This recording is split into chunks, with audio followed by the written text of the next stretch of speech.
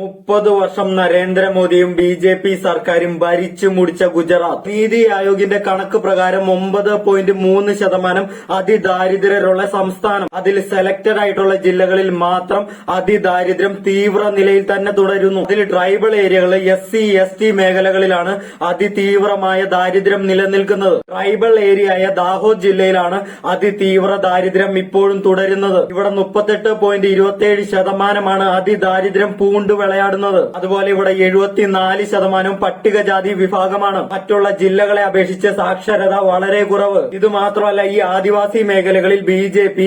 വലിയ രീതിയിൽ ഭൂമി ഏറ്റെടുക്കലും കുടിയൊഴിപ്പിക്കലും നടത്തുന്നു. കെവാഡിയയിലെ സ്റ്റാച്യു ഓഫ് യൂണിറ്റി, ഇതിനു ചുറ്റുമുള്ള ടൂറിസം ഇൻഫ്രാസ്ട്രക്ചറുകൾ പദ്ധതിക്കായി ഈ ഗ്രാമവാസികളുടെ സമ്മതമോ പുനരധിവാസമോ ക്രമീകരിക്കാതെയാണ് ഈ ഭൂമിയെല്ലാം തട്ടിയെടുക്കാൻ ശ്രമിച്ചുകൊണ്ടിരിക്കുന്നത്. ഇതിനെതിരെ ജനങ്ങൾ ഒറ്റക്കെട്ടായി നിന്ന് പ്രതികരിച്ചു. ഇവിടുത്തെ ജലസേചനം നർമ്മദ അണക്കെട്ടിന് സമീപം സ്ഥിതി ചെയ്യുന്നുണ്ടെങ്കിലും ആദിവാസി മേഖലകളിൽ ജലത്തിന്റെ അഭാവം രൂക്ഷമായി അവർ നേരിടുന്നു. ബി.ജെ.പി. ഗവൺമെന്റ് ഈ ജലം മറ്റിടങ്ങളിലേക്ക് വഴിതിരിച്ചു വിടുന്നു എന്ന് ജനങ്ങൾ പരാതിപ്പെടുന്നു. ഇവിടെ നിന്നും ബി.ജെ.പി. ഗവൺമെന്റ് ആദിവാസികളുടെ അവകാശം അടിച്ചമർത്തുന്നു എന്ന് വലിയ രീതിയിൽ പരാതി വർദ്ധിച്ചു വരുന്നു. ആദിവാസികളിൽ നിന്ന് ജലം, വനം, ഭൂമി എന്നിവ ബി.ജെ.പി. ഗവൺമെന്റ് തട്ടിയെടുക്കുകയാണെന്ന് ജനങ്ങൾ ആരോപിക്കുന്നു. വികസനത്തിന്റെ പേരിൽ കേരള ഗവൺമെന്റ് ഏതെങ്കിലും ആദിവാസി മേഖല കയ്യേറാൻ ശ്രമിച്ചിട്ടുണ്ടോ? പുനരധിവാസം ക്രമീകരിക്കാതെ ഏതെങ്കിലും മനുഷ്യരെ തെരുവിലേക്ക് വലിച്ചെറിഞ്ഞിട്ടുണ്ടോ? മാനവ വികസന സൂചികയിൽ കേരളം ഒന്നാമതാണ്. വിദ്യാഭ്യാസ മേഖലയിലും ആരോഗ്യ മേഖലയിലും കേരളം ഒന്നാമതാണ്. ശിശുമരണ നിരക്ക് അമേരിക്കയേക്കാൾ കുറവ്.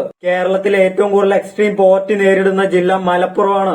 ഇവിടുത്തെ എക്സ്ട്രീം പോവർട്ടി 13.4% മാത്രമേ ഉള്ളൂ. വയനാട് 3.48 വരെ.